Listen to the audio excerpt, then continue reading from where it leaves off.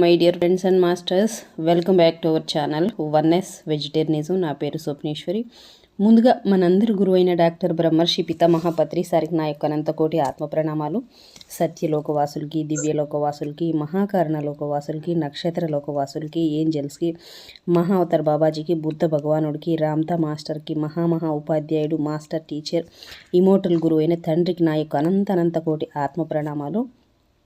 సత్యలోకవాసులకి మరొక్కసారి, కాంతి మాస్టర్స్కి, పరమ గురువులకి, పరమ గురుమండలికి అందరికీ మరొక్కసారి నా స్వయానికి కూడా అనంతకోటి ఆత్మ ప్రణామాలు తెలియజేసుకున్నాం. అయితే రోజులాగానే ఈరోజు కూడా ఇప్పుడు మన ముందుకు వస్తున్న మాస్టర్ లక్ష్మీ మేడంకి సాదరంగా వెల్కమ్ చేద్దాం. Masters madam, welcome to our session madam. Over to you madam. Lakshmi madam. Thank you కృతజ్ఞతలు మేడం. మీకు థ్యాంక్ యూ వెరీ మచ్. నాకు జన్మనిచ్చిన నా తల్లిదండ్రులకి ఆత్మ ప్రణామాలు, కృతజ్ఞతలు. విశ్వంలోని గురువులందరికీ కూడా నా ఆత్మ ప్రణామాలు, కృతజ్ఞతలు.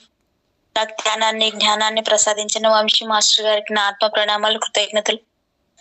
నాకు రామ్తా విజ్ఞానం ద్వారా నాకు కొత్త రీబర్త్ ఇచ్చిన స్వప్నేశ్వర్ మేడం గారికి శతకోటి ఆత్మ ప్రణామాలు, కృతజ్ఞతలు. బ్రహ్మర్షి పితామహ పత్రి మాస్టర్ గారికి మరియు రామ్తా మాస్టర్ గారికి నా శతకోటి ఆత్మ ప్రణామాలు, కృతజ్ఞతలు. నాకు అవకాశం ఇచ్చిన స్వప్నేశ్వర్ మేడం గారికి, వన్నెస్ వెజిటేరియనిజం ద యంగెస్ట్ గురు, ఆత్మ ప్రణామాలు, కృతజ్ఞతలు. మనందరికి రీబర్త్ ఇచ్చిన మాస్టర్ బ్రహ్మర్షి పితామహ పత్రిజీ. ఈరోజు తండ్రి మన ముందుకు రావడానికి కారణం ద మూల పురుషుడు బ్రహ్మర్షి పితామహ పత్రిజీ సార్. Yes madam. విశ్వంలోని ప్రస్తుత వర్తమాన క్షణానికి మరియు నా స్వయానికి, ఈ వర్తమాన క్షణంలోని సమస్త ప్రాణకోటికి నా ఆత్మ ప్రణామాలు, కృతజ్ఞతలు. Thank you. వీక్షిస్తున్న ప్రతి ఒక్కరికి కూడా, జూమ్ లో ఉన్న వారికి అందరికి నా శతకోటి ఆత్మ ప్రణామాలు, కృతజ్ఞతలు. Thank you masters. Thank you madam. Osho master కి నా శతకోటి ఆత్మ ప్రణామాలు, కృతజ్ఞతలు. మనం చదువుకునే బుక్ ఓషో జీవిత సత్యాలు. ఒక్కొక్క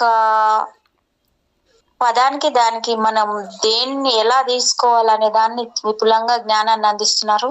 మరొక్కమారు ఆత్మ ప్రణామాలు, కృతజ్ఞతలు ఓషో మాస్టర్. వ్యక్తిత్వం మేడం, వాయిస్ ఓకేనా? Okay madam. Thank you. నీ చైతన్యం మారితే దాన్ని అనుసరించిన వెంటనే నీ వ్యక్తిత్వం మారుతుంది. వ్యక్తిత్వం గురించి ఇచ్చారు ఇక్కడ. కానీ అదే సమయంలో నీ వ్యక్తిత్వం మారితే నీ చైతన్యం మారదు. వాస్తవానికి నీ వ్యక్తిత్వం మారడం వల్ల నీ చైతన్యం అణిచివేతకు గురవుతుంది. అది ద్వైతీ భావం ఏర్పడుతుంది, సంఘర్షణ మొదలవుతుంది. చైతన్యం ఒక రకంగా, వ్యక్తిత్వం మరో రకంగా ఉంటది.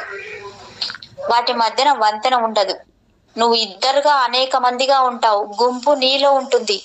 నువ్వు నిశ్శబ్దపు అంచుల్ని అందుకునే బదులు శాంతి అనుభవాన్ని పొందడానికి మారుగా నరాల జబ్బుకు లోనవుతావు. నీలో అంతులేని ఆందోళన మొదలవుతుంది.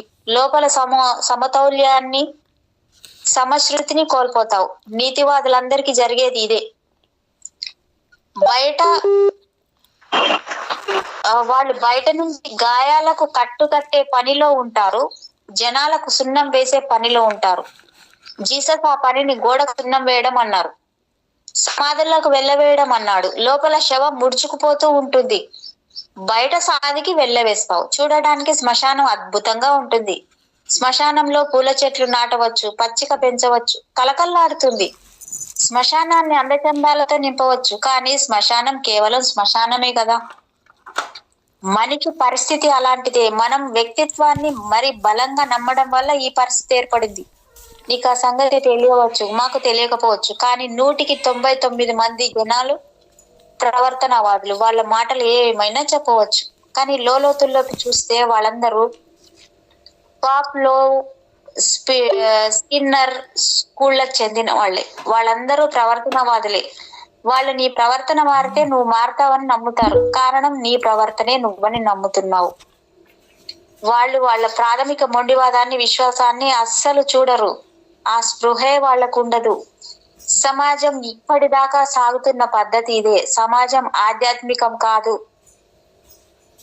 ఆధ్యాత్మిక మానవుడు ఇంకా అడుగు పెట్టాల్సి ఉంది. ఆధ్యాత్మిక సమాజం ఇంకా ఆవిష్కరింపబడాల్సి కూడా ఉంది. ఆధ్యాత్మిక నాగరికత భవిష్యత్తుది, అది దిగంతంలో ఉంది. దాన్ని మనం తీసుకురావాలి. ఇంకా జరగలేదు. అది అక్కడక్కడ కొందరు వ్యక్తుల్లో కనిపిస్తుంది, కానీ వాళ్ళను వేళ్ల మీద లెక్క పెట్టవచ్చు. నేను మాస్టర్స్ డిగ్రీ పూర్తి చేసి ఉద్యోగ ప్రయత్నాల్లో ఉన్నాను. నేను విద్యాశాఖ మంత్రిని కలిశాను. నా ఉద్యోగ విషయం చెప్పాను. అతను ఖాళీ ఉంది, కానీ నువ్వు 2 సద్గుణవర్తన క్యారెక్టర్ సర్టిఫికెట్ తీసుకురావాలి అన్నాడు. మేడం, ఇంగ్లీష్ లో క్యారెక్టర్ సర్టిఫికెట్ అంటే తెలుగులో సద్గుణవర్తన అని అంటారు. నేను ఎవరి నుంచి అన్నాడు. అతను మీ ఉపకులపతి వైస్ ఛాన్సలర్ అడిగి తీసుకురాను, లేదా మీ ప్రొఫెసర్లు ఉన్నారు కదా వాళ్ళని అడిగి తీసుకురా అన్నాడు. నేను ఆ పని చేయలేదు. ఎందుకంటే ఒకవేళ వైస్ ఛాన్సలర్ నన్ను క్యారెక్టర్ సర్టిఫికెట్ ఇవ్వమంటే నేను ఇతనికి ఇవ్వలేను. అతను సామర్థ్యం వల్ల వైస్ ఛాన్సలర్ కాలేదు, తన రాజకీయాల వల్ల అయ్యాడు. నేను అతన్ని అడగను. నాకు సన్నిహితుడైన మా ప్రొఫెసర్ ను కూడా అడగను. ఎందుకంటే అతనికి నేనంటే భయం. అతని జీవితం గురించి నాకు తెలుసు. అతని పిరికివాడు, ఎట్లాంటి అధికారానికైనా తలవంచే రకం. కాబట్టి వీళ్ళ దగ్గరికి నేను వెళ్ళలేను. నేను చేయవలసిందల్లా ఒకటే. నేను ఇక్కడున్నాను, మీరు నా కళ్ళలోకి చూడండి, నా చేయి పట్టుకోండి. నేను మీ కళ్ళలో కళ్ళు పెట్టి చూస్తాను. నా గుణం మీకు తెలుస్తుంది, మీ గుణం నాకు అవగతం అవుతుంది, దాంతో పని పూర్తవుతుంది అన్నాను. అతను కొంత ఆందోళనకు గురయ్యాడు. ఇదంతా ఇంతకు ఏమంటున్నావు అన్నాడు. నేను ఇదిగో నా చేయి పట్టుకొని నా కళ్ళలోకి చూడండి అన్నాను. అయ్యో, మీ గుణం అవగతం అవుతుందంటే ఆయన కంగారుకు లోనైపోయిండు. అయితే అతను అటు ఇటు చూడడం మొదలు పెట్టాడు. మోసగారి మనుషులు సూటిగా కళ్ళల్లోకి కళ్ళు పెట్టి చూడలేరు.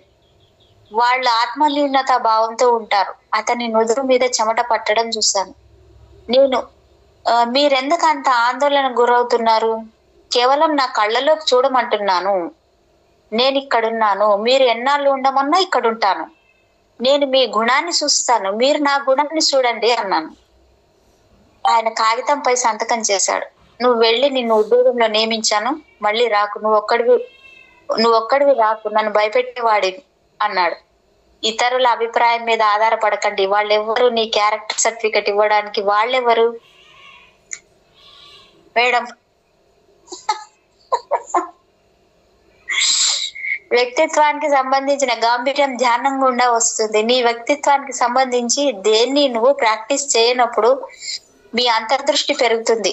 నువ్వు విషయాల్ని యథాతథంగా చూస్తావు. అట్లా చూడడం ఆరంభిస్తే నీ పూర్తి జీవితం రూపాంతరం చెందుతుంది. కొత్త కాంతి వస్తుంది, కొత్త దృష్టి కలుగుతుంది. పాత మార్గంలో ఏమాత్రం ఉండవు. ఎవరిని మోసగించవు. ఎందుకంటే ధ్యానం వల్ల మనం ఎవరము వేరు కామని తెలిసి వస్తుంది. మోసం చేయడానికి నువ్వెవరు? నిన్ను నువ్వే మోసం చేసుకోవాలి. నువ్వు దౌర్జన్యపూరితంగా ఉండవు, ఎవరిని గాయపరచవు, ఇతరులని గాయపరచి ఆనందించవు. ఎందుకంటే ఇతరులు నీలో భాగం, ఇతరుల్లో నువ్వు భాగమై ఉంటావు. మనందరం అనంత విశ్వ శరీర భాగాలం, వేరు కాము. వ్యక్తిత్వ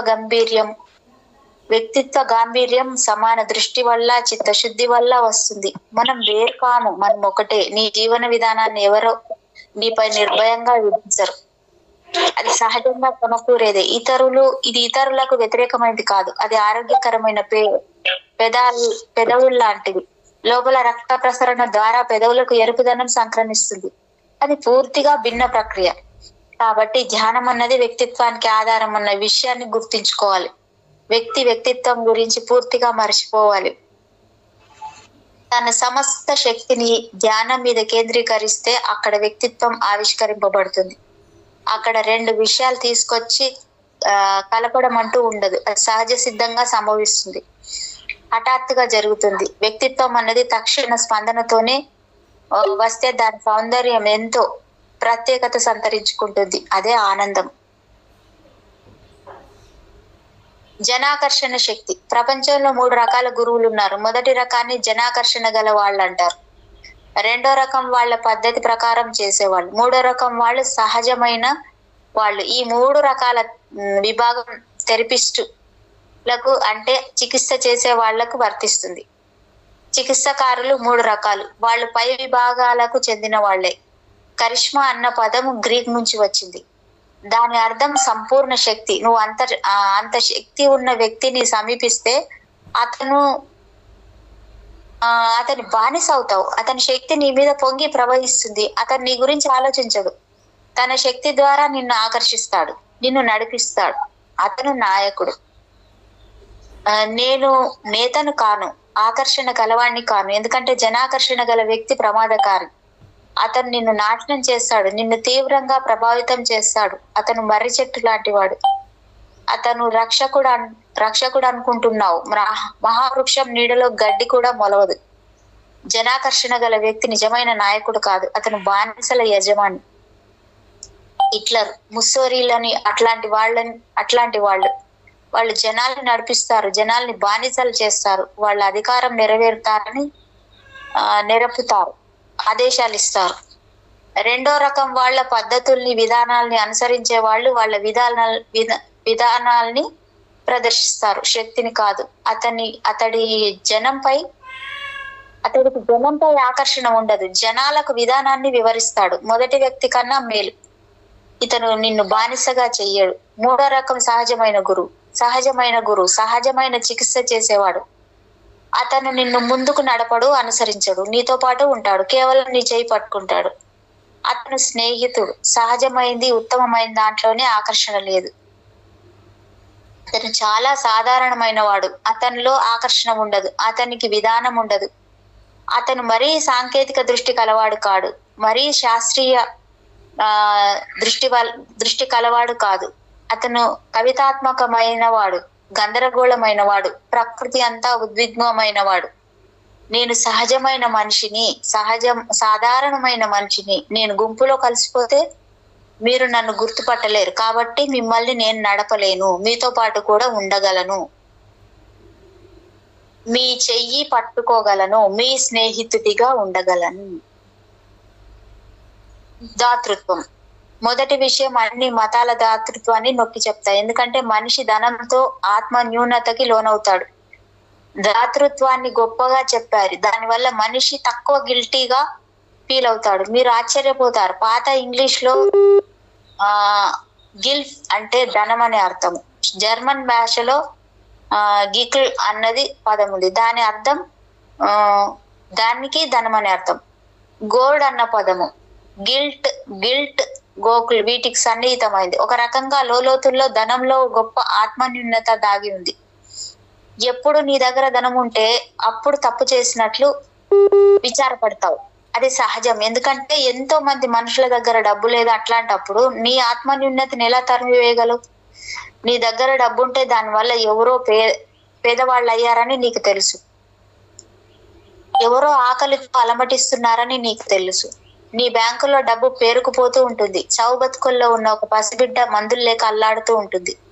ఒక స్త్రీ అనారోగ్యంతో బాధపడుతూ ఉంటుంది. తిండి లేక ఒక పేదవాడు చనిపోతాడు. వీటిని ఎట్లా పక్కకు తోసేయగలవు, తప్పించుకోగలవు? నీ దగ్గర ఎంత డబ్బు ఎక్కువైతే అంత నువ్వు తప్పు చేశానంటావు. దాతృత్వం అన్నది నీ ఆత్మన్యూనత నుంచి నిన్ను తేలికపరుస్తుంది. అందువల్ల నేను ఒక పని చేస్తున్నా, నేను కాలేజీ, ఆసుపత్రి మొదలు పెడుతున్నా, కళాశాల పెడుతున్నా, ఈ చారిటీ ఫండ్కు డబ్బు ఇస్తున్నా, దీని వల్ల నువ్వు కొంత ఆనందిస్తావు.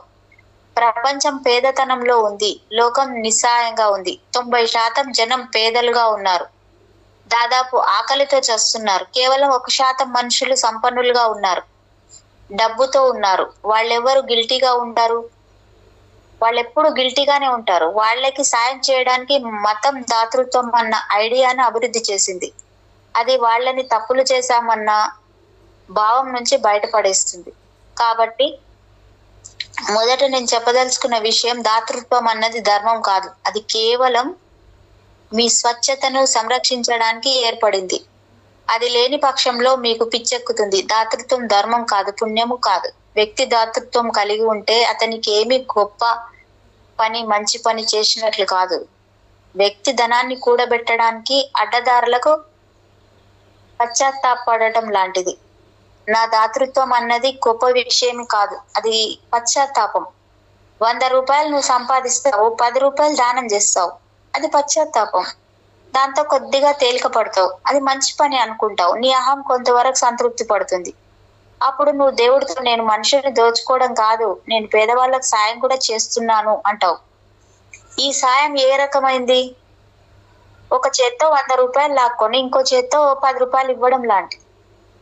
మతానికి సంబంధించిన పెద్దలు కల్పించిన మోసకార జిత్తు ఇది, ఎత్తు ఇది, కుట్ర ఇది. ఇది పేదల్ని కాదు, సంపన్నుల్ని ఆదుకోవడానికి పన్నిన ఎత్తుగడ. పేదలకు కొద్దిగా సాయం చేశారు, కానీ వాళ్ళ లక్ష్యం అది కాదు. నా సన్యాసులకు నేనేం చేయాలి, నేనేం చెప్పాలి? నేను దాతృత్వం గురించి మాట్లాడను, ఆ పదం నాకు అసహ్యం అనిపిస్తుంది. నేను పంచుకోవడం గురించి మాట్లాడతాను. పంచుకోవడం అన్నది పూర్తిగా వేరైన లక్షణం.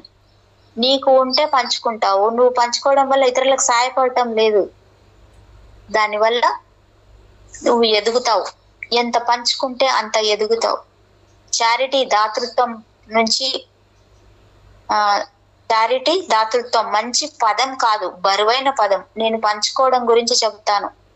నా సన్యాసులను పంచుకోమంటాను. దాతృత్వంలో ఒక చేయి కింద ఇంకొక చేయి పైన ఉంటాయి. ఒకడు సంపన్నుడు, ఇంకొకడు బిచ్చగాడు ఉంటాడు. అంటే నీకుండి వాడికి లేదు, అది మంచిది కాదు, అది అమాననీయం. పంచుకోవడం అన్నది పూర్తిగా భిన్నమైన దృష్టి. ఎదుటి వ్యక్తికి ఉందా లేదా అన్నది సమస్య కాదు. ప్రశ్న అల్లా నీ దగ్గర చాలా ఉంది, నువ్వు పంచుకోదలుచుకున్నావు. నీకు ధర్మం చేసే ఎదుటి వ్యక్తి నుంచి కృతజ్ఞత ఆశిస్తావు. నువ్వు పంచుకుంటే దానికి అనుమతించిన అతనికి కృతజ్ఞత తెలుపుతావు. నీ వద్ద విస్తారమైన దానిని పంచుకోవడం ఉంటుంది. దాతృత్వం ఇతరుల దారిద్ర్యం మీద ఆధారపడింది. పంచుకోవడం నీ సంపన్నత నుంచే వస్తుంది. ఇక్కడ నాణ్యత పరమైన తేడా ఉంది. నేను దాతృత్వం గురించి మాట్లాడను, పంచుకోవడం గురించి చెబుతాను. పంచుకో, నీ దగ్గర ఎంత ఉన్నా పంచుకో, అది అభివృద్ధి చెందుతుంది. అది ప్రాథమిక సూత్రం. నువ్వు ఎంత ఇస్తే నీకు అంత వస్తుంది. ఇవ్వడంలో లోబి కాకు. పురుష దురహంకారం. శతాబ్దాల నుండి పురుషాధిపత్యం వ్యాపించి ఉంది. భారతదేశంలో సన్యాసులని పిలువబడే వాళ్ళు స్త్రీ నరకానికి ద్వారం అన్నారు. అదే మాట పురుషుల గురించి అనలేదు. వాళ్ళు స్త్రీని ఖండిస్తూ వచ్చారు, తక్కువ చేస్తూ వచ్చారు. కానీ పురుషుడు గురించి ఏమీ అనలేదు. స్త్రీ పురుషుణ్ణి మోహిస్తే పురుషుడు స్త్రీని మోహించాడు. ఈ సన్యాసులు కూడా నిజమైన సన్యాసులు కారు, వాళ్ళ పురుష దురహంకార పందులు. మానవత్వానికి స్త్రీ పురుషులు 2 కోణాలు. వాళ్లకు ఒకే రకమైన గౌరవం అవసరం. కానీ సమస్త గతము స్త్రీని ఖండించింది. అక్కడ ఒక విషయం అర్థమవుతుంది. ఆ సన్యాసులందరూ లోతుల్లో స్త్రీ అంటే భయపడ్డారు. అందువల్ల తమ చుట్టూ కంచెలు కట్టుకున్నారు. స్త్రీ నరకానికి ద్వారం వంటి నిబంధనలు ఏర్పరచుకున్నారు. వాళ్ళు స్త్రీకి కేవలం రక్త మాంసాలు మాత్రమే ఉన్నాయని భావించారు. ఆ శరీరానికి బంగారం, వెండి, వజ్రాలు, పూలు, అలంకరణలు చాలనుకున్నారు. ఎంత విపరీతం! ఏ సన్యాసి నేను స్త్రీ గుండా ఈ భూమిలోకి వచ్చానని భావించలేదు. స్త్రీ గర్భం నుంచి రక్త మాంసాలతో ఆకారాన్ని సంతరించుకున్నానని అనుకోలేదు. స్త్రీని విమర్శిస్తూ పోయారు. సన్యాసి భయపడ్డాడు. తన లైంగిక దృష్టి నుంచి భయపడి అది పాపమన్నాడు. అతనికి స్త్రీ సెక్స్ సింబల్ అయ్యింది. ఎవరు స్త్రీ గురించి బాధపడరు, ఆమె పరిస్థితిని చూడరు. సెక్స్ ని సంబంధించినంత వరకు మేరకే స్త్రీని దౌర్జన్య పూరితమైంది కాదు. స్వీకరించే తత్వం కలిగింది. ఏ స్త్రీ పురుషుడిపై అత్యాచారం చేయలేదు. పురుషుడే స్త్రీని బలాత్కరిస్తాడు. పురుషుడి లైంగికత దౌర్జన్య పూరితమైంది. స్త్రీకి స్వీకరించే గుణం. స్త్రీ పురుషుడి కన్నా సులభంగా సెక్స్ లేకుండా జీవించగలదు. అందుకనే మత కన్యలు, నన్స్ నిజమైన సన్యాసులు, పురుష సన్యాసులు మోసగాళ్ళు. Madam, hats off. Thank you Osho master. స్త్రీ అనన్య సాంప్రదాయాన్ని మార్చడానికి ఒకటే మార్గం. సెక్స్ ని గౌరవించినప్పుడు స్త్రీ గౌరవింపబడుతుంది. గుర్తుంచుకోండి, సెక్స్ ని సహజమైందిగా మనం అంగీకరించినప్పుడే స్త్రీ గౌరవాన్ని పొందుతుంది. పోపులు, శంకరాచార్యులు, ఇమాంలు ఈ అనయ్య సాంప్రదాయ సృష్టికర్తలు. దీన్ని నాశనం చేయాలంటే స్త్రీ పురుషులు వేరు కాదు, సమానులు అన్న సత్యం రంగంలోకి రావాలి. ఇద్దరు ఒక నాణ్యానికి రెండు వైపులా అని గ్రహించాలి. Thank you master. ఉత్సాహం, ఉల్లాసం. ఉత్సాహం రెండు రకాలు. ఒకటి ప్రాపంచికమైంది. ఒక వ్యక్తి ఒక విషయంలో విజయం సాధిస్తాడు. ఎప్పటి నుంచో కొనాలనుకున్న ఇంటిని కొంటాడు. ఎప్పటి నుంచో ఇష్టపడే స్త్రీ సొంతమవుతుంది. కానీ ఈ రకమైన ఉల్లాసం క్షణికం. అది పిల్లగాలిలా వస్తుంది, వెళుతుంది, తర్వాత ఖాళీ. ఎందుకంటే అంతకుముందు ఒక దాని కోసం ఆశ ఉండేది. ప్రాపంచికమైన ఉల్లాసం దానంతట అదే వస్తే మంచిదే. నువ్వు దానికి అతుక్కుపోవు, స్పృహతో ఉంటావు. అప్పుడు అది కేవలం సంభవిస్తుంది. నువ్వు ఒక ట్రైన్ లో ప్రయాణిస్తూ ఉంటావు. ఒక వ్యక్తి పరిచయం అవుతాడు. ఏవో కబుర్లు చెప్తుంటారు. స్టేషన్ వస్తుంది. అతను వీడుకోలు తీసుకుంటాడు. ప్రాపంచిక విషయాల్ని అలా తీసుకోవాలి. ఇంకొక రకమైన ఉత్సాహ ఉల్లాస సందర్భం ఉంది. అది దైవికమైన ఉల్లాసం. దాన్ని బాహ్య విషయాలతో సంబంధం లేదు. అది నీలోనే నీటి చెలిమ. అది నువ్వు లోపలికి వెళితేనే సంభవిస్తుంది. నీ లోపల కేంద్రంతో నువ్వు సంబంధం ఏర్పరచుకోవాలి. నువ్వు నిశ్శబ్దంగా ధ్యానంలో ఉంటే అక్కడ ఆలోచనలు ఉండవు, గతం భవిష్యత్తులు ఉండవు, కేవలం వర్తమానం ఉంటుంది. వర్తమాన స్వచ్ఛత, తాజాతనం అక్కడుంటుంది. అప్పుడు నువ్వు ఒక నవ్య ఉల్లాస స్థితిలో అడుగు పెడతావు. అక్కడ కారణం ఉండదు. ఇది కేవలం నీ నుంచి పొంగి ప్రవహిస్తుంది. ఆ సంగతి నువ్వు ఎవరికి వివరించాల్సిన పని లేదు. అది అవ్యక్తం, వివరించలేని స్థితి. నువ్వు ఆ విషయాన్ని అర్థం చేసుకోగలిగేలా చెప్పలేవు. జనం నిన్ను పిచ్చెక్కింది అనుకుంటారు. ఎందుకంటే వాళ్ళకి తెలిసిందే ఒక రకమైన ఉల్లాసం అని. అది బాహ్యమైంది. నీకు లాటరీ తగిలిందని నువ్వు కారణం చెబితే తప్ప వాళ్ళు నమ్మరు. కానీ నువ్వు లాటరీ గెలవలేదు. నువ్వు ఈ దేశ రాష్ట్రపతి కావాలనుకోలేదు. నీకు బాహ్య ప్రపంచ సంబంధమైన ఎట్లాంటి లక్ష్యాల్ని అందుకునే ఆరాటం లేదు. అయినా నువ్వు ఆనందంతో పొంగిపోతున్నావు, ఉత్సాహంతో ఉరకలేస్తున్నావు. అప్పుడు తప్పనిసరిగా జనం నిన్ను పిచ్చెక్కిందని అనుకుంటారు. తప్పదు. ప్రతి చైతన్యవంతుడైన వ్యక్తి పిచ్చివాడనే ప్రపంచం అంటుంది. కానీ దాని గురించి దిగులు పడకు. నువ్వు ఆ ఆనందాన్ని అందుకుంటే సమస్త ప్రపంచాన్ని అందుకున్నట్లే. నువ్వు దాన్ని అందుకుంటే జీవన లక్ష్యాన్ని సాధించినట్లే. అక్కడ ప్రయోజనం పరిపూర్ణమైంది. పిల్లలకు మతం గురించి, నీతి గురించి బోధ చేయకండి. మీరు వాళ్ళ నుంచే నేర్చుకోవాలి. ఎందుకంటే మీకంటే వాళ్ళు దేవునికి సన్నిహితంగా ఉంటారు. వాళ్ళు ఇప్పుడిప్పుడే దేవుని ఇంటి నుంచి వచ్చిన వాళ్ళు. ఇంకా వాళ్ళ దగ్గర ఆ పరిమళం ఉంది. మీరు పూర్తిగా ఆ విషయం మర్చిపోయారు. వాళ్ళు ఇంకా మర్చిపోలేదు. వాళ్ళు మర్చిపోవడానికి కొంత సమయం పడుతుంది. వాళ్ళు మీ నిబంధనలను కట్టుబడడానికి, మీ వల్ల నాశనం కావడానికి కొంత సమయం పడుతుంది. పిల్లల చైతన్యానికి సంబంధించిన కొత్త రూపాంతరాలు, ఎడిషన్స్, పిల్లల జీవితంలోకి తాజాగా అడుగుపెట్టిన దైవత్వాలు. వాళ్ళని గౌరవించు, వాళ్ళని అర్థం చేసుకో. ఎప్పుడు వ్యక్తి ఏకాంతంగా ఉంటాడో అప్పుడు వాస్తవంగా అతనికి సమస్యలేవి ఉండవు. అతనికి ఉన్న సమస్యల్లా ఒంటరితనమే. అదేంటది సమస్య కాదు. అతను తన ఒంటరితనం పట్ల కొంత స్పృహతో ఉంటే ఆ ఒంటరితనం ఏకాంతంగా పరివర్తన చెందుతుంది.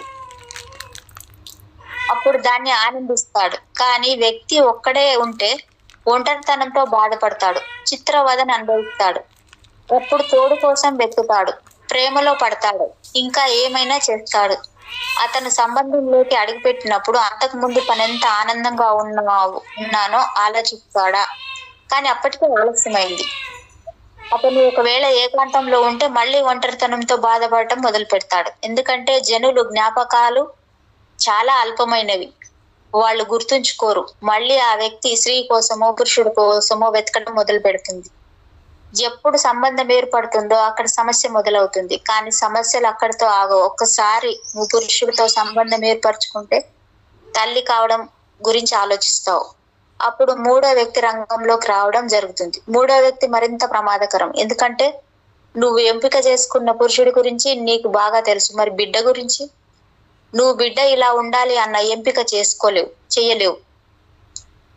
ఏ రకమైన బిడ్డ నీ గర్భంలోకి వచ్చాడో ఏమవుతుందో ఎవరు ఊహించలేరు. ఇది ఒక గుడ్డి వాళ్ళ ఆట. బిడ్డ కడుపులో పుడుతుంది, అప్పుడు పిల్లలు లేకుంటే బాగుండును అనుకుంటాం, కానీ అప్పటికే ఆలస్యమైంది. మరి జనం ఎందుకు ఇట్లాంటివి ఎన్నుకుంటారో కారణం వాళ్ళు ఒంటరిగా ఉన్నారు కాబట్టి తమని తాము తప్పించుకోవడానికి, తమ నుంచి పారిపోవడానికి ఈ పనులు చేస్తారు. ఇది ప్రేమ కాదు. ఇక్కడ ప్రేమ వల్ల జరిగింది ఏది ఉండదు. వాళ్ళు ఒంటరిగా ఉండలేరు, అదొక పలాయనం. అందుకని ఇంకొకరిని వెతుక్కుంటారు. ఆ వచ్చే వ్యక్తి కూడా ఎవరి కోసమో వెతుకుతూ ఒంటరితనాన్ని తప్పించుకునే ప్రయత్నంలో ఉండటం జరుగుతుంది. ఇద్దరు ఒంటరి వాళ్లే కలిశారు. ఈ కలయికలో ఎలాంటి ఆనందం ఇవ్వడం ఉండదు. ఒకరినొకరు పంచుకుంటారు, ఒకరిపై ఒకరు అధికారం చెలాయిస్తారు, ఈర్ష్యపడతారు, ఎక్కడ వదిలి పెడతారో అని భయపడతారు. అందుకని ఒకరినొకరు అతుక్కుని ఉంటారు. అతుక్కునే కొద్దీ సంబంధం మరింత భారం అవుతుంది. అప్పుడు ఒంటరిగా ఉంటే హాయిగా ఉంటుంది అని అనుకుంటారు. కానీ ఇప్పటికే పోయారు, కమిట్ అయ్యారు, ఒప్పందానికి వచ్చారు. హామీలకు వ్యతిరేకంగా ప్రవర్తించడం కష్టం. అప్పుడు మనకు పిల్లలు ఎందుకు ఉండకూడదు అనుకుంటారు. ఇక్కడ కూడా ఒక బిడ్డ అన్నది ఒక రకమైన పలాయనం. ప్రతి బిడ్డ గొప్ప శక్తితో జన్మిస్తుంది, కానీ ఆ శక్తిని మనం నాశనం చేస్తాం. పసివాళ్లను నిర్వీర్యం చేస్తాం, నలిపేస్తాం. మన చర్చీలు, ఆలయాలు, మసీదులు మానవ జాతికి గొప్ప అపకారం చేశాయి. వాళ్ళు నేరస్తులు, పాపులు. వాళ్ళు ప్రతి మనిషిని నిర్వీర్యం చేశారు, స్వేచ్ఛను హరించారు. తొలి నుంచి గొప్ప స్వాతంత్రం ఉంటే ఎలా ఉండేవాళ్ళమో ఎవరికీ తెలియదు. అప్పుడు మీ నవ్వు, ప్రేమ, ఆనందం అన్ని అపూర్వంగా ఉండేవి. కానీ చిన్నప్పటి నుంచి వాటిని అదుపు చేశారు. అన్నింటికీ నిబంధనలు కల్పించారు. ఏ పసిబిడ్డ ధనం పట్ల ఆసక్తి ప్రదర్శించదు, ఎందుకంటే పసివాళ్ళు బుద్ధిహీనులు కారు. ఏ పసిబిడ్డ దేశాధ్యక్షుడు కావాలనుకోదు, ఎందుకంటే పసివాళ్ళు మూర్ఖులు కారు. పసివాళ్ళు ఆసక్తులన్నీ సహజమైనవి. పసివాళ్ళు అన్నిటి పట్ల ఆసక్తి చూపిస్తారు. పసివాళ్ళు నక్షత్రాల కింద నాట్యం చేయాలనుకుంటారు, సూర్యుడి కింద గాలితో గలిసి గంతులేయాలనుకుంటారు, చెట్లు పర్వతాలు ఎక్కాలనుకుంటారు, నదిలో ఈత కొట్టాలనుకుంటారు, సముద్రంలో ప్రయాణించాలనుకుంటారు. పసివాడు పూర్తిగా భిన్నమైన విషయాల పట్ల ఆసక్తి ప్రకటిస్తాడు. కానీ మనం పసివాడి శక్తుల్ని పూర్తిగా దారి మళ్లించాం. చెట్లు ఎక్కకు, పర్వతాలు అధిరోహించాల్సిన పని లేదు, విజయం అనే తిచ్చిన మెట్లు ఎక్కువ అంటున్నాం. ఇది పూర్తిగా పనికిమాలిన విషయం, తెలివి తక్కువ పని. విజయ శిఖరాన్ని అధిరోహించు, ఇతరుల కన్నా ధనవంతుడివి కా, పోటీలో ఉండు, అన్ని సొంతం చేసుకో, పోరాడు. అర్థం లేని వాటి కోసం పోరాడడం, ఇదంతా అట్లా చేస్తే అప్పుడు నువ్వు నీ ఆనందాన్ని కోల్పోతావు, నువ్వు నవ్వును పోగొట్టుకుంటావు. అప్పుడు బతుకు పీడకలగా మారుతుంది. పసివాడు నీకు పుడతాడు, కానీ అతను నీకు సంబంధించిన వాడు కాదు. ఈ విషయం ఎప్పుడు మర్చిపోవద్దు. అతను నీ గుండా వచ్చాడు, అతను నిన్ను దారిగా చేసుకున్నాడు, అతని భవిష్యత్తు అతనిది. అతనికి నువ్వు సన్యాసం ఇవ్వడం అంటే నువ్వు అతన్ని రూపొందిస్తున్నావని కాదు. నువ్వు అతని మీద ఎట్లాంటి నిర్బంధాన్ని ప్రదర్శించకు. సన్యాసం అంటే స్వేచ్ఛ. అతనుగా ఉండడానికి స్వేచ్ఛ నువ్వు, కానీ ఎట్లాంటి నియమాలు విధించకు. నువ్వు ఎంతగా అతన్ని ప్రేమిస్తే అంతగా ప్రేమించు, కానీ నీ ఆలోచనల్ని అతనికి అందించకు. నువ్వు ధ్యానం చేస్తే నీతో ఉండమను, కొన్నిసార్లు అతనితో కలిసి నాట్యం ఆడు. పసిపిల్లలు సులభంగా ధ్యానం చేయగలరు. మనం చేయాల్సింది వాళ్లకు సహకరించాలి, బలవంతం చేయకూడదు. అయినా అది అసంభవం. ధ్యానం చేయమని ఎవరినీ బలవంత పెట్టలేం. గొప్ప గౌరవంతో పసివాణ్ణి ఆహ్వానించాలి, అతనితో కలిసి ఆడాలి, పాడాలి. నాగరికత. ఎక్కడ నాగరికత లేదు కాబట్టి నేను దాన్ని ఎట్లా వ్యతిరేకిస్తాను? అది ఉనికిలో లేదు, అది కేవలం బుకాయింపు, నటన. మనిషి తన ఆదిమ సనాతన అమాయకత్వాన్ని కోల్పోయాడు, కానీ నాగరికుడు కాలేదు. కారణం అక్కడ నాగరికుడు అయ్యే వీలే లేదు. మనిషి నాగరికుడు కావాల్సిన ఒకే ఒక అవకాశం మనిషి తన అమాయకత్వాన్ని పునాదిగా చేసుకోవాలి. మనిషి తన ప్రాథమిక అమాయకత్వాన్ని పునాదిగా చేసుకుంటే తప్ప అక్కడి నుంచి ఎదగడు. అందుకే జీసస్, మీరు మళ్ళీ జన్మిస్తే తప్ప, మళ్ళీ మీరు పసివాళ్లుగా మారితే తప్ప మీకు సత్యం అంటే ఏమిటో తెలియదు అన్నాడు. ప్రస్తుతం నాగరికత అని చెప్పుకునేదంతా బూటకం, అదొక మోసపూరిత నాణ్యం. నేను దానికి వ్యతిరేకిని. నేను నాగరికతను వ్యతిరేకిని కాదు. కానీ నాగరికత కాదు. నేను ఎందుకు వ్యతిరేకినంటే, మనం చెప్పుకునే ఈ నాగరికత అసలు నాగరికతే కాదు, ఒక బూటకపు నాగరికత.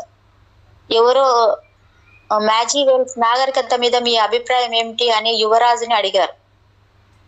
దానికి ఆయన మంచి భావన, ఎవరికైనా దాన్ని మొదలు పెడితే బాగుండు అన్నాడు.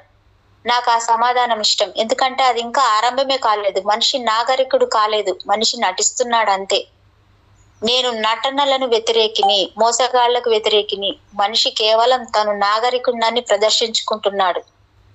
ఒక్కసారి మనిషిని పరిశోధించండి, కొద్దిగా పరిశీలించండి, మీకు అనాగరికుడు కనిపిస్తాడు. మనిషిని కొద్దిగా పరిశీలించండి, కొద్దిగా గీకి చూడండి. మంచి అనిపించేదంతా పై పైన కనిపిస్తుంది, చెడ్డ అనుకున్నదంతా లోపల బలమైన పునాదితో ఉంటుంది. ఇదంతా చర్మం పైన కనిపించే పై తొడుగు నాగరికత. అంతా బాగానే ఉంటుంది, మీ నవ్వులు వాటితో పాటు ప్రతిదీ.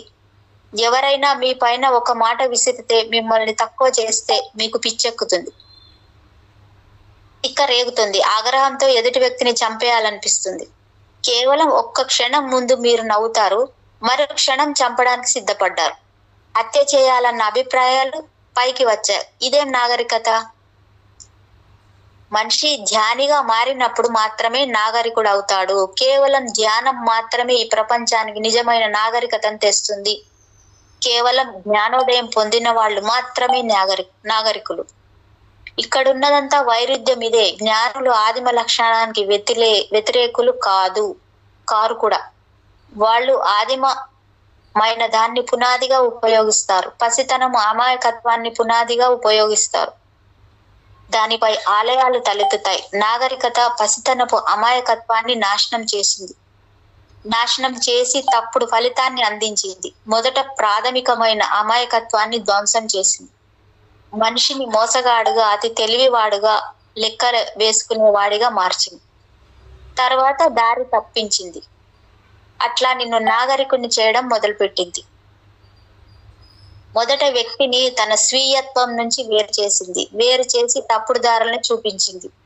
అప్పుడు లక్ష్యాలు ఏర్పరచి వాటి మీద ఆధారపడేలా చేసింది. నిజమైన నాగరికత నీ సహజ తత్వానికి ఎన్నడూ వ్యతిరేకమైంది కాదు, నీ బాల్యానికి వ్యతిరేకమైంది కాదు, దానిపైన ఎదిగేది.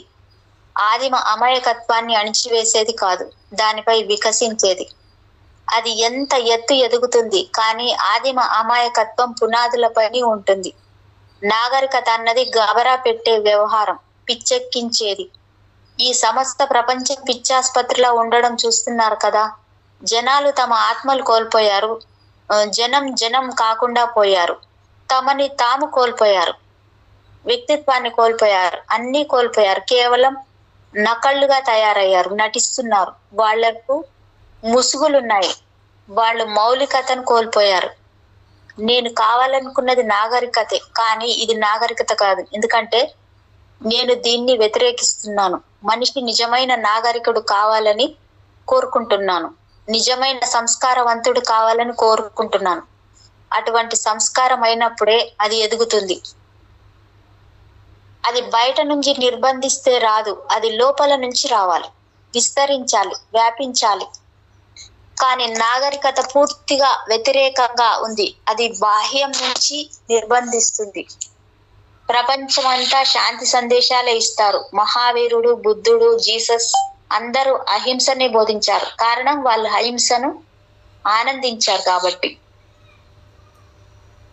మరి అనుమాయులు వాళ్ళు ఏ క్షణం అహింసను ఆనందించలే. వాళ్ళకి హింస ఒకటే తెలుసు. అహింసను ఖండిస్తారు, తమ మీద అహింసను నిర్బంధంగా రుద్దుతుంటారు. ఒక లక్షణాన్ని సృష్టిస్తారు. ఆ లక్షణం వాళ్ళ చుట్టూ ఉంటుంది, కేవలం చుట్టూ మాత్రమే ఉంటుంది. అది కవచం లాంటిది. లోపల అగ్నిపర్వతాలు ఉడుకుతూ పగలడానికి సిద్ధంగా ఉంటారు. పైకి చిరునవ్వులు నవ్వుతూ ఉంటారు. కపటపు నవ్వులు, ప్లాస్టిక్ నవ్వులు. ఇది నాగరికత కాదు, ఇది అసహ్యమైన విషయం. అహింస అంతరంగం నుంచి రావాలి, బయట నుంచి కాదు. విద్య, ఎడ్యుకేషన్ అన్న పదానికి అర్థం ఇదే. ఇది దాదాపు బావి నుంచి నీళ్లు తోడడం లాంటిది. ఎడ్యుకేషన్ అంటే బయటకు తేవడం, కానీ విద్య ఏం చేస్తుంది? దేన్ని బయటకు తీసుకురాదు, బయటని తెచ్చి మీద వేస్తుంది. చిన్నతనం నుంచి నిర్బంధిస్తుంది. పసిబిడ్డ గురించి పట్టించుకోదు. పసివాణ్ణి యంత్రంలా చూస్తుంది. మరింత సమాచారాన్ని అతనికి కుక్కుతుంది. ఇది విద్య కాదు. పసివాడి ఆత్మను బయటకు తేవాలి. అతని చైతన్యం ఎదగడానికి సహాయపడాలి. ఎంత ఎక్కువ సమాచారం ఇన్ఫర్మేషన్ తెలిస్తే అదే విద్య అనుకోవడం తప్పు. మరింత చైతన్యమే విద్య, మరింత ప్రేమే విద్య. అట్లాంటిదే విద్య నాగరికతను సృష్టిస్తుంది. ఈ నాగరికత తప్పుడు నాగరికత, ఈ విద్యను తప్పుడు విద్య. అందుకనే నేను దీనికి వ్యతిరేకిని. ఇది నాగరికత కాదు గనుక నేను వ్యతిరేకిని. సన్యాసం అన్నది నాగరిక మానవ జాతికి ఆరంభం. ఏ తేడాలు లేని చిన్న మినియేటర్ ప్రపంచాన్ని సృష్టించడమే నా ప్రయత్నం. అక్కడ ఎవరు కూడా క్యాథలిక్ వా, ప్రొటెస్టెంట్ వా, హిందువా, మహమ్మదీయుడివా, భారతీయుడివా, జర్మన్ వా అని పట్టించుకోరు. ఒక దశలో నువ్వు స్త్రీవా పురుషుడివా అని కూడా పట్టించుకోరు. కారణం అదొక ప్రత్యేక లక్షణం అంతే. ఎప్పుడు మనం మనిషిని మనిషిగా చూస్తామో, కులము, తెగ, లింగ, సిద్ధాంత, జాతి, దేశ విషయాల్ని లేకుండా ఉంటామో అప్పుడే మనం మనుషులం అవుతాం. అప్పుడే నిజమైన దృష్టి పరిశీలనలో సత్యం ఆవిష్కారం అవుతుంది. మనం గర్వించకూడదు. అట్లా చేస్తే మన సమస్య శక్తి నిర్వీర్యం అవుతుంది.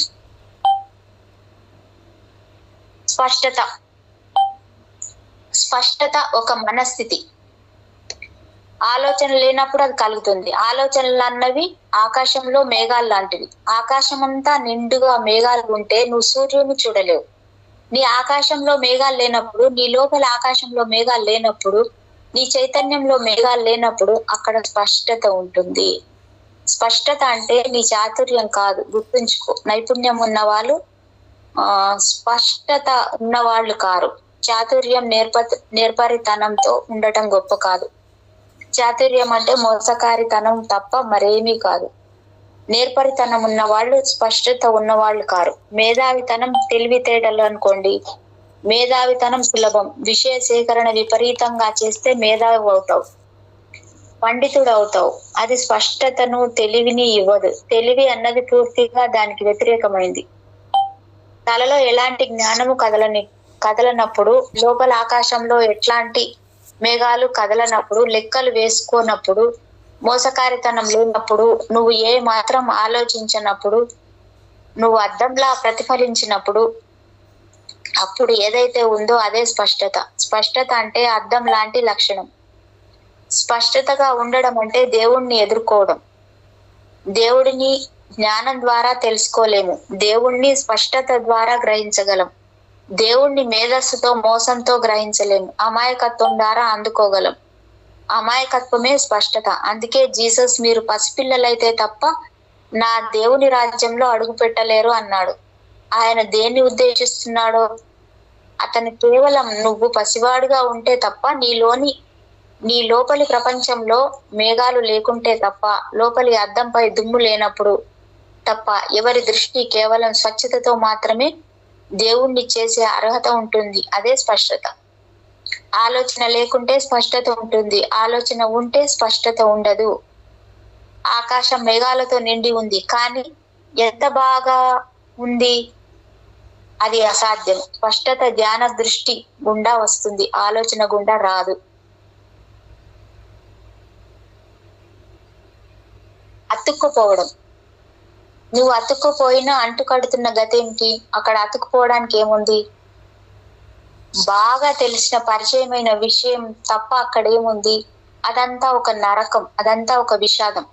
జనం ఆ సంగతి బాగా తెలిసినా వాళ్ళని వాటిని అంటిపెట్టుకునే ఉంటారు. వాటితో స్నేహంగా ఉంటారు. ఆరోగ్యం తలుపు తడుతున్న ఆ శబ్దాన్ని వినరు. వాళ్ళు కొవ్వకు, క్యాన్సర్ కు అంటిపెట్టుకునే ఉంటారు. ఎందుకంటే అవి పరిచయమైనవి, చిరకాల మిత్రులు. వాటితో చాలా కాలంగా సహజీవనం చేస్తున్నారు. వాటిని వదిలి ఆరోగ్యంగా జీవించడాన్ని నమ్మక ద్రోహం అంటారు.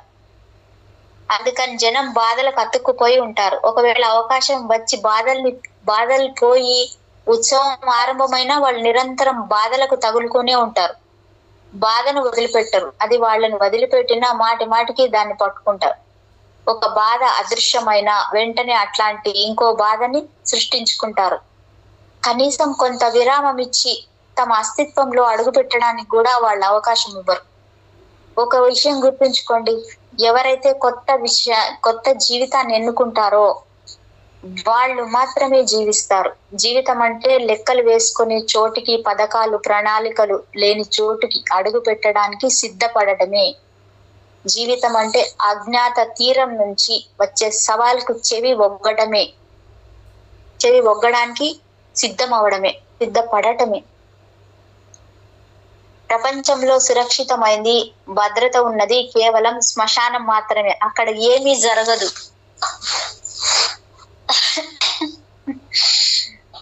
జీవితం అంటే చలనం, ధ్రువస్థితి. జీవితం అంటే అస్థిరం. అయినా మనం ఎంత తెలివి తక్కువ వాళ్ళమంటే మనం అతుక్కుపోతాం. మార్పు అన్నది జీవిత తత్వం అయితే అతుక్కుపోవడం అన్నది బుద్ధిహీనత. ఎందుకంటే నీ అతుక్కుపోవడం అన్నది జీవన సూత్రాన్ని మార్చదు. నీ అతుక్కుపోవడం అన్నది నిన్ను చిత్రహింసకు గురి చేస్తుంది. విషయాలు మార్పుకు కట్టబడి ఉన్నాయి. నువ్వు వాటికి అతుక్కుపోయినా లేకున్నా అది లెక్కల్లో లేనిది.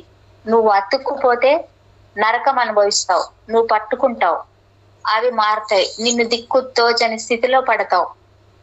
నువ్వు దిక్కుతోచని స్థితిలో పడిపోతావు. నువ్వు వాటిని పట్టుకోకున్నా అవి మారుతాయి. అయితే అప్పుడు నువ్వు నిరాశ పడవు. నువ్వు అన్ని మార్పుకు పడ్డావని స్పష్టమైన సృహలో ఉంటావు. విషయాలు అలా ఉంటాయి. అది జీవన యథార్థం. చిత్రమైన విషయం ఏమిటంటే నువ్వు 1000 సార్లు మోసపోయావు, నువ్వు స్పృహలో లేవు. మళ్ళీ ఒక సబ్బు బుడగ రంగంలోకి వస్తుంది, నువ్వు నమ్ముతావు. అజ్ఞానానికి అంతం ఉండదు. ఎన్నిసార్లు నిన్ను సుత్తితో కొట్టాలి, ఎన్నిసార్లు నీ కలలు నలిగిపోలేదు, తునాతునకలైపోలేదు. అతుక్కుపోవడం అన్నది పనికి మాలిన విషయం అన్నది ఎన్నిసార్లు నిరూపణ కాలేదు. అతుక్కుపోవడాన్ని ఆపు, విషాదాన్ని దాటి వెళ్ళు. విషయాలకు అతుక్కుపోవడం అన్నది విషాదానికి మూలం. ఆ విషయం గ్రహిస్తే వెంటనే నువ్వు విషాదాలను దాటి ఉంటావు. వాటికి అందనంత ఎత్తులో ఉంటావు. అప్పుడు ఇక చేయాల్సిందేది ఉండదు. ఆ క్షణం నువ్వు అక్కడ చూస్తే విషాదం ఎక్కడుంది? కారణం అదృశ్యమైంది. నువ్వు ఆ కారణాన్ని తొలగించావు. నువ్వు అతుక్కుపోవు. నువ్వే కారణం సృష్టిస్తావు. అతుక్కుపోకుండా ఉండడమే స్వాతంత్రం.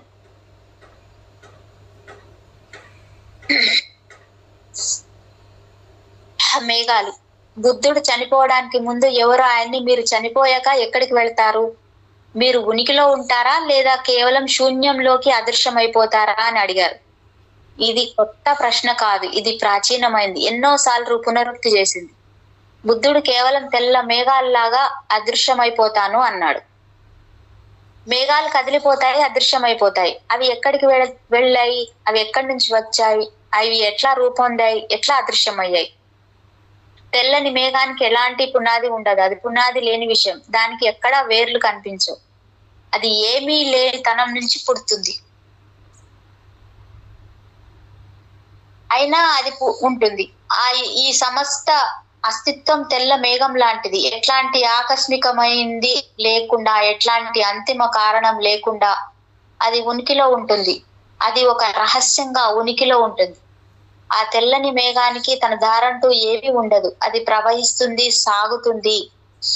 ఎటు గాలి తీసుకెళితే అక్కడికి వెళుతుంది. అది ఎక్కడికి చేరితే అదే లక్ష్యం. అది అడ్డు పెట్టదు, గర్హించదు. తెల్లని మేఘం అక్రమదారుడు కాదు, విజేత కాదు. అయినా అది ప్రతి చోట తిరుగుతూనే ఉంటుంది. నువ్వు దాన్ని ఆక్రమించలేవు, దాన్ని ఓడించలేవు. తెల్లని మేఘానికి ఫలానా చోటికి వెళ్ళాలని ఉండదు. అది కదులుతుంది, ప్రతి చోటికి సాగుతుంది. అన్ని కోణాలు దానికి సంబంధించినవి, అన్ని దిక్కులు దానివే. దేన్ని వ్యతిరేకించడం, కాదనడం ఉండదు. ప్రతిదీ ఆమోద పరిధిలో ఉంటుంది. టిబెట్ లో ఒక ధ్యానం ఉంది. సన్యాసులు పర్వతం మీద కూర్చుంటారు ఒంటరిగా. కేవలం ఏకాంతంలో కూర్చొని ఆకాశంలో సాగే తెల్లని మేఘాలపై ధ్యానం నిలుపుతారు. వాళ్ళు నిరంతర ధ్యానంలో దానిలో లీనమవుతారు. అప్పుడు వాళ్ళు తెల్ల మేఘాలుగా మారిపోతారు. పర్వతాలపై తెల్లని మేఘాలుగా వాలుతారు. మనసు లేనితనం అక్కడ ఉంటుంది. అక్కడ అణిచివేత ఉండదు, ఘర్షణ ఉండదు, సాధించాల్సింది ఏమీ ఉండదు, కోల్పోయేది ఏది ఉండదు. కేవలం అస్తిత్వాన్ని ఆనందించడం, ఆ సందర్భాన్ని ఉత్సవం జరుపుకోవడం, ఆనందించడం, పరవశించడం ఉంటుంది. జీవితంలోని రహస్యాల్ని చూడండి, అన్ని చోట్ల చూడండి.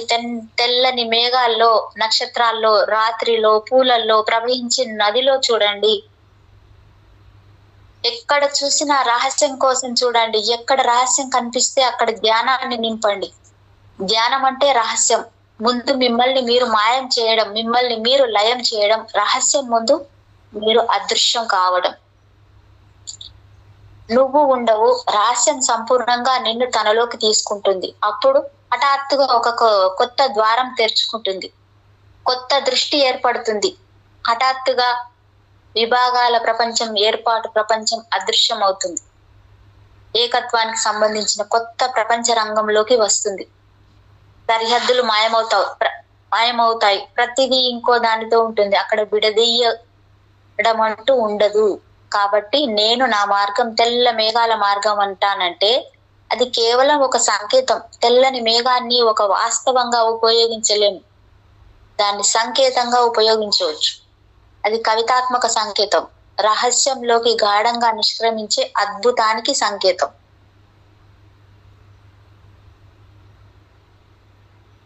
నిబద్ధత. నిజానికి నిబద్ధతలో ప్రేమ లేదు, ప్రేమకు అవకాశం లేదు. కేవలం భిన్న ధ్రువంలో ఉండేది, నీ నమ్మకానికి వ్యతిరేక దిశలో ఉండేది, నీ కల్పన పూర్తిగా అబద్ధం. అప్పుడు నువ్వు మొదటి నుంచి పరిశోధించాలి. నిబద్ధత అవసరం లేదని ఎందుకన్నాను? అక్కడ ప్రేమకు అడ్డంకి ఉందని ఎందుకన్నాను? నిబద్ధత అంటే ఏమిటి? భవిష్యత్తు కోసం ఇచ్చే హామీ.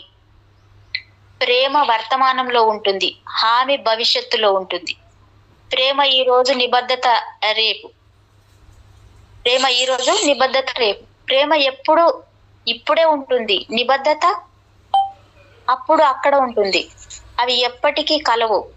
నిబద్ధత అన్నది హామీ. అది ఈ రోజు ఎట్లా ప్రవర్తించావో అట్లాగే రేపు కూడా ప్రవర్తిస్తాను అంటుంది. కానీ రేపటి గురించి నువ్వు ఎట్లా హామీ ఇవ్వగలవు? నువ్వు రేపు బతికి ఉండకపోవచ్చు. ఒకవేళ బతికి ఉన్నా నువ్వు పూర్తిగా మారే అవకాశం ఉండవచ్చు. నువ్వు మారకపోయినా ఎదుటి వ్యక్తి పూర్తిగా మారిపోవచ్చు. రేపటి గురించి చెప్పలేం.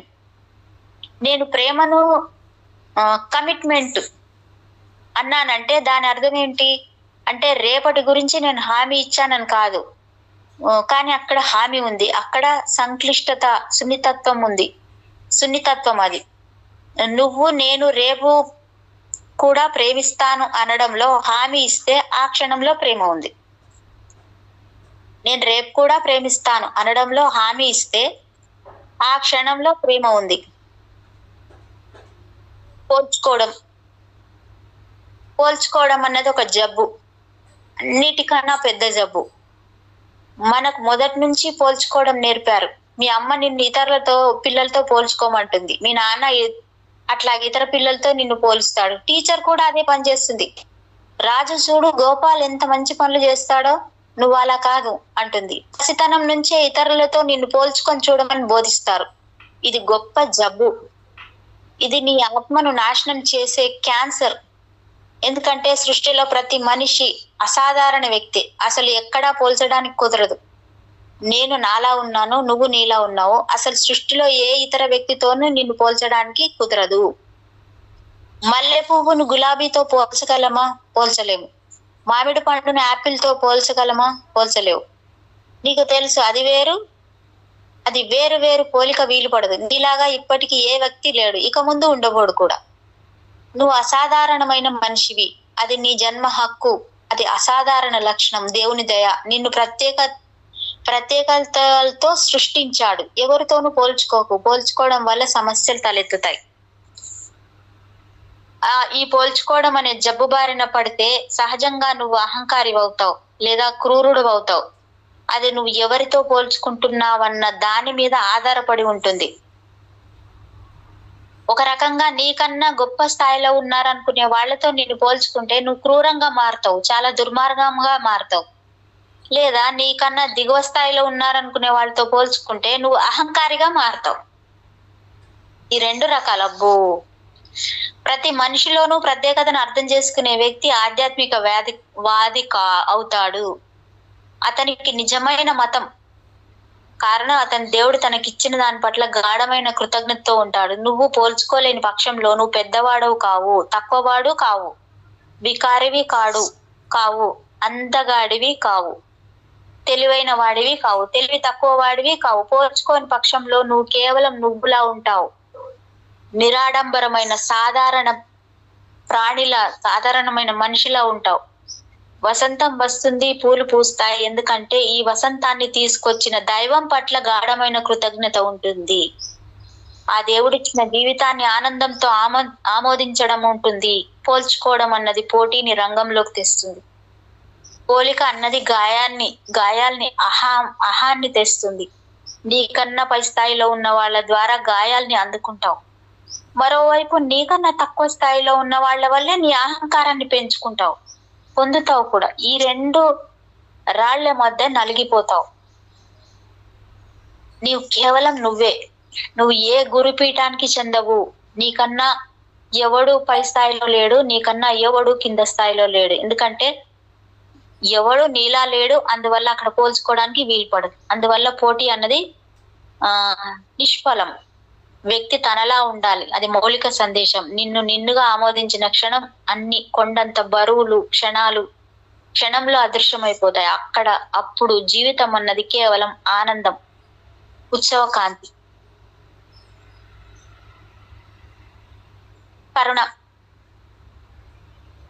కరుణ అన్న పదాన్ని అర్థం చేసుకోవాలి. మోహం రూపాంతరం చెందితే అది కరుణగా మారుతుంది. ఆ దారిలో ప్రేమ ఒక మజిలీ, అంతేగాని అంతా అదే కాదు.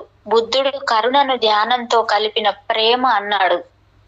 నీ ప్రేమ కేవలం ఇతరుల్ని కాంక్షించడం ఒకటే కాక, నీ ప్రేమ కేవలం అవసరమే కాక, నీ ప్రేమ ఇతరులతో పంచుకునేదైనప్పుడు, నీ ప్రేమ బిచ్చగాడు గాక చక్రవర్తి స్థాయిలో ఉన్నప్పుడు, నీ ప్రేమ ఇతరుల నుంచి ఏదో ఆశించేది కాక ఇచ్చేదైనప్పుడు, ఇవ్వడంలో ఆనందించేదైనప్పుడు, దానికి ధ్యానాన్ని జోడిస్తే స్వచ్ఛమైన పరిమళాన్ని అది విడుదల చేస్తుంది.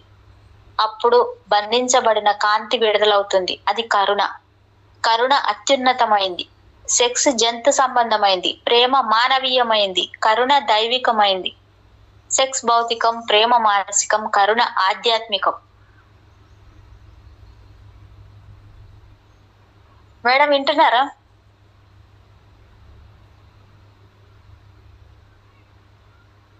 కరుణ అంటే ఏమిటో తెలుసుకున్నాక దాన్ని అర్థం చేసుకోవడం కష్టం కాదు. మోహం అంటే శారీరకమైన జ్వరం. దాంతో నువ్వు శరీరానికి లొంగుతావు, అచేతన వ్యక్తికి బానిసవుతావు. అప్పుడు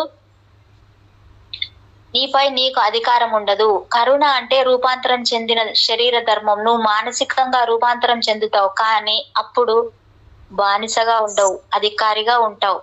అప్పుడు చైతన్యంతో ప్రవర్తిస్తావు. నిన్ను అచేతన శక్తులు ఆక్రమించలేవు. ఆ శక్తులు నీ అదుపులో ఉంటాయి. నువ్వు పూర్తిగా స్వతంత్రంతో ఉంటావు. అది శక్తి రూపాంతరం చెంది కరుణ అవుతుంది. మోహం శారీరక వాంఛ, కరుణ ప్రేమ. మోహం కోరిక, కరుణ కాంక్షారహితం.